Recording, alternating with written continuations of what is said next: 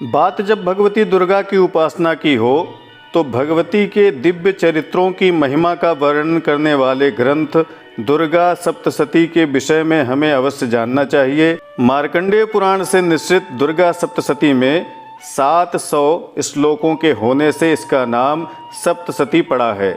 इस ग्रंथ में उवाच, एक लाइन के मंत्र जिसे अर्धाली कहते हैं, तथा पूर्ण छंद के मंत्रों की संख्या को जोड़कर 700 मंत्र पूर्ण होते हैं। इस ग्रंथ में भगवती के 3 चरित्रों का वर्णन किया गया है, प्रथम, मध्यम एवं उत्तर चरित्र के रूप में। हर चरित्र का अपना बीज मंत्र है, देवता हैं, छंद है, ऋषि है, शक्ति है, तत्व है तथा स्वरूप है, जिसे जानना अति आवश्यक है। इन्हें साधारण श्लोक नहीं कहा जा सकता। ये वेद मंत्र तुल्य हैं। एक एक मंत्र अनंत गुणा शक्तियों से ओतप्रोत हैं, जो जीवन को नई दिशा, ज्ञान, ऊर्जा, वैराग्य, भोग, ऐश्वर्य देने में सक्षम हैं। आज विभिन्न गायकों आदि द्वारा दुर्गा सप्तशती के पाठ को गाया गया है। विभिन्न सोशल साइट्स पर सप्तशती के मंत्रों की भरमार है। यहाँ यूट्यूब पर भी आप हजारों की संख्या में दुर्गा सप्तशती पाठ की वीडियो देख सकते हैं, किंतु आज मैं इसके संबंध में कुछ विशेष बातें लेकर उपस्थित हूँ। यदि आप इन मंत्रों से अपना हित चाहते हैं तो आपको दुर्गा पाठ की समस्त विधि के बारे में अवश्य जानकारी होनी चाहिए। जी हाँ मित्रों, आज की इस महत्वपूर्ण वीडियो में भगवती दुर्गा के दुर्गा सप्तशती के पाठ की समस्त विधि नियम के संबंध में सारी जानकारी के साथ मैं काशी से सतीश चंद्र पांडे आचार्य कश्यप उपस्थित हूँ। आपका हमारे YouTube चैनल पर हार्दिक स्वागत है। यदि आप पहली बार हमारे चैनल पर पधारे हैं तो इसी तरह प्रामाणिक शास्त्रीय व्रत, पर्व, ज्योतिष, ग्रह, वास्तु आदि के संबंध में वीडियो देखने के लिए चैनल को अवश्य सब्सक्राइब कर लें तथा वीडियो के नोटिफिकेशन को पाने के लिए बेल के आइकन को प्रेस कर दें। आइए अत्यंत गूढ़ भगवती दुर्गा की उपासना दुर्गा सप्तशती के पाठ विधि से संबंधित इस वीडियो का शुभारंभ करते हैं। मित्रों, आज हम 21वीं सदी में जी रहे हैं, जहां पर सारा ज्ञान मोबाइल के एक बटन में समाहित हो गया है।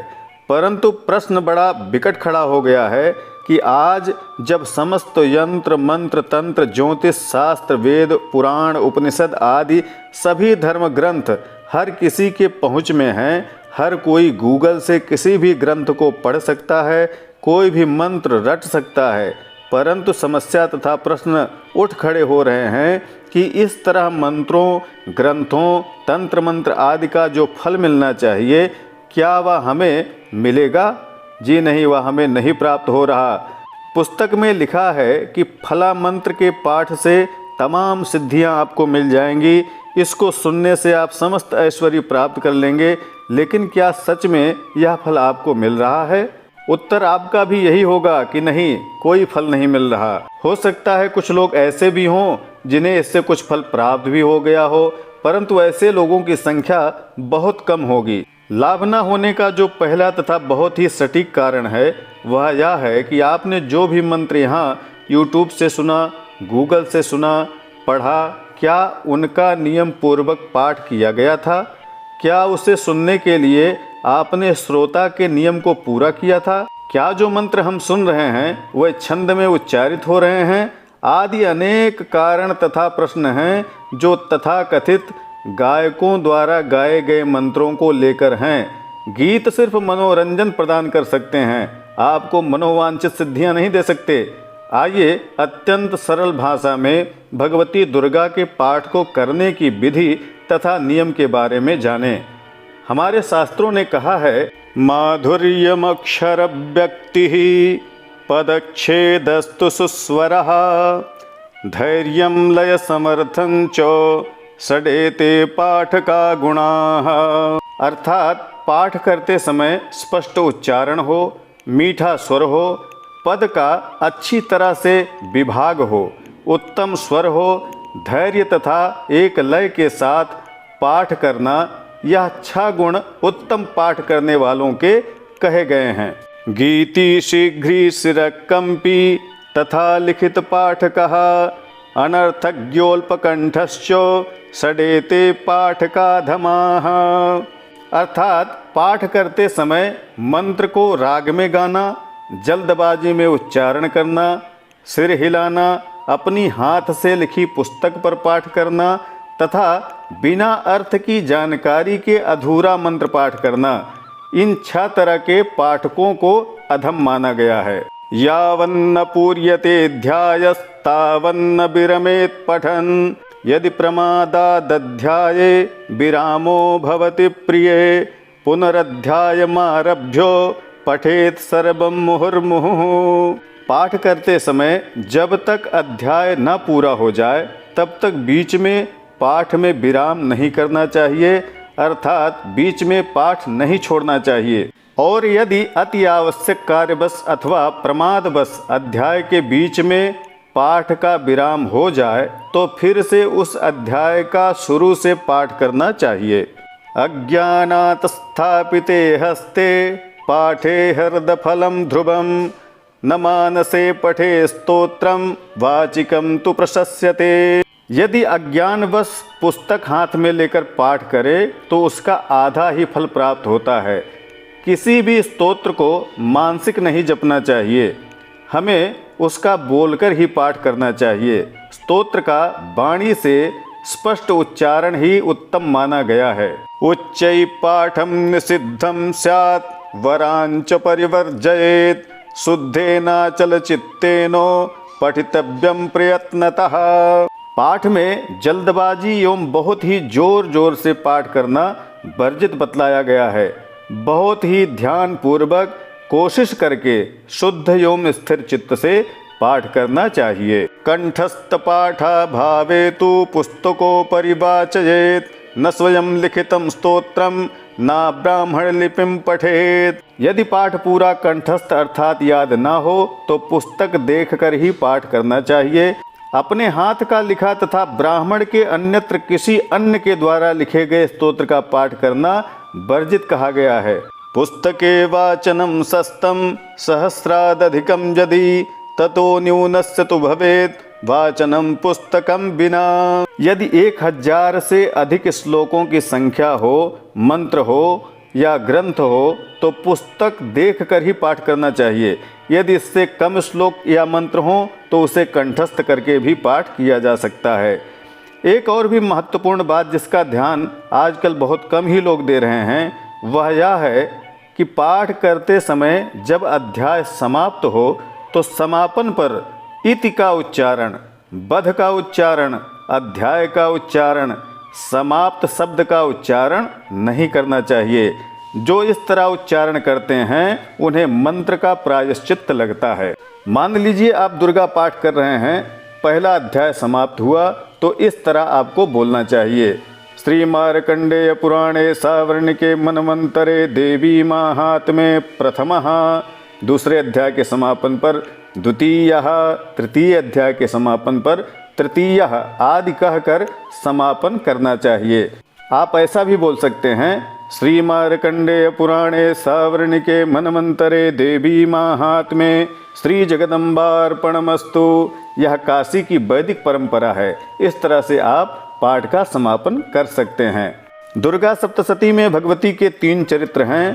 प्रथम चरित्र जिसके ब्रह्मा ऋषि, महाकाली देवता, गायत्री छंद, नंदा शक्ति, रक्तदंतिका बीज, अग्नि तत्व तथा ऋग्वेद का स्वरूप कहा गया है।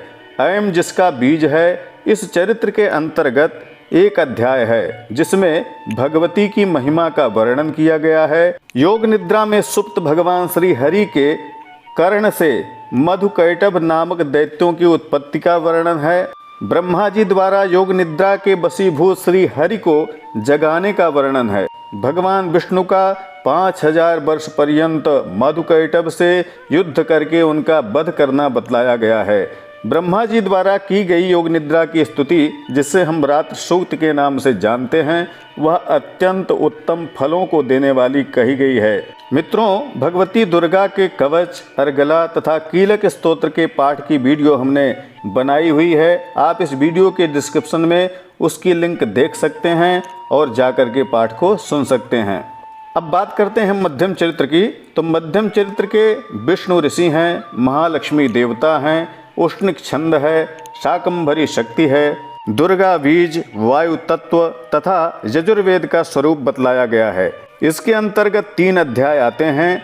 ह्रीम बीज है। भगवती लक्ष्मी की कृपा प्राप्ति के लिए इस चरित्र का पाठ उत्तम बतलाया गया है। मध्यम चरित्र में जब महाबली महिषासुर से समस्त देवताओं की सेना 100 वर्ष तक लड़कर परास्त हो गई और महिषासुर इंद्र बनकर इंद्रासन पर बैठ गया, तब समस्त देवता ब्रह्मा के साथ भगवान विष्णु के पास जाकर यह समस्त वृत्तांत सुनाते हैं।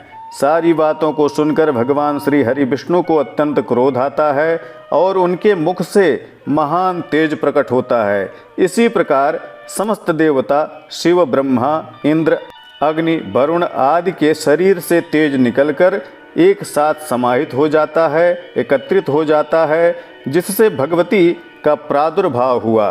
सभी देवताओं ने उन्हें अपने अपने अस्त्र शस्त्र दिए और भगवती ने महिषासुर के साथ साथ उसके सेना नायक चक्षुर, चामर, उदग्र, महाहनु, असिलोमा, वास्कल, परिवारित, बिडाल आदि राक्षसों तथा उनकी करोड़ों की सेना को नष्ट कर दिया। पराक्रमी महिषासुर तथा उसकी दैत्य सेना के मारे जाने पर समस्त इंद्रादि देवताओं द्वारा भगवती की स्तुति भी की गई। भगवती ने देवताओं को अभीष्ट वरदान दिया तथा अंतर ध्यान हो गई।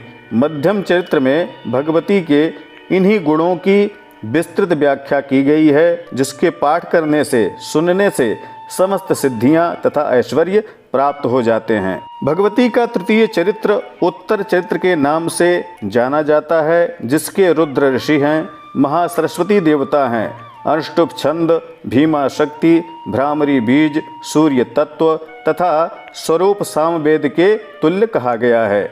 इसके अंतर्गत 9 अध्याय आते हैं, जिसमें भगवती का परम पवित्र देवी सूक्त का पाठ भी है, जो समस्त मनोकामना की पूर्ति करने वाला बतलाया गया है।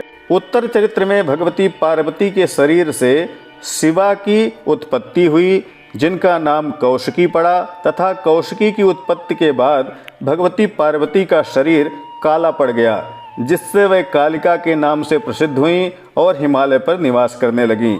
चंड, मुंड, सुग्रीव, धूम्रलोचन, उदायुध, कंबु, कालक, दौर्हृद, मौर्य, कालकेय, रक्तबीज, शुंभ, निशुंभ आदि राक्षसों के समेत करोड़ों राक्षस सेनानियों का भी वध इस चरित्र में भगवती ने किया।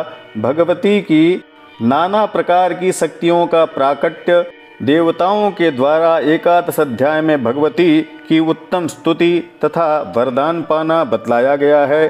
भगवती ने यह भी कहा है कि देवताओं, मैं वैवस्वत मनवंतर के 28वें युग में शुंभ निशुंभ को मारने के लिए नंदगोप के घर में उनकी पत्नी यशोदा के गर्भ से अवतरित होकर विंध्याचल में निवास करूंगी तथा असुरों का नाश करूंगी। बोलिए विंध्यवासिनी मैया की जय। इसी चरित्र में देवी के विभिन्न रूपों के बारे में तथा महात्म्य को बतलाया गया है तथा सुरथ और वैश्य को भगवती का वरदान भी प्राप्त हुआ है।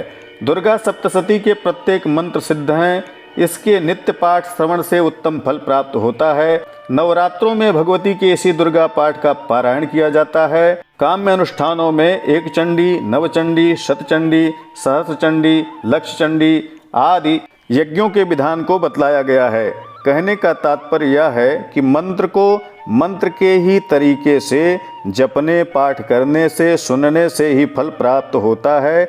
जिस छंद में जो पाठ कहे गए हों उसे उसी छंद में पढ़ना चाहिए। छंद भंग से मंत्र का श्राप पाठक तथा श्रोता दोनों को लगता है, तो फल की प्राप्ति के जगह हानि भी हो सकती है। इसलिए हमारे ग्रंथों में वर्णित इन मंत्रों को मंत्र की भांति प्रयोग करना चाहिए। वीडियो यदि आपको ठीक लगी हो, आपके लिए लाभदायक हो, तो लाइक अवश्य करिएगा तथा कमेंट करके हमें यह जरूर बतलाइएगा कि आगे कौन सी वीडियो आप देखना चाहते हैं। किसी भी तरह की शंका समाधान के लिए आप हमसे अन्य social sites Facebook, Instagram, WhatsApp पर भी जुड़ सकते हैं, मैसेज कर सकते हैं। सबकी लिंक आपको इस वीडियो के डिस्क्रिप्शन में मिल जाएगी। शीघ्र ही अगली वीडियो के साथ पुनः उपस्थित होऊंगा। तब तक के लिए नमस्कार। जय विश्वनाथ।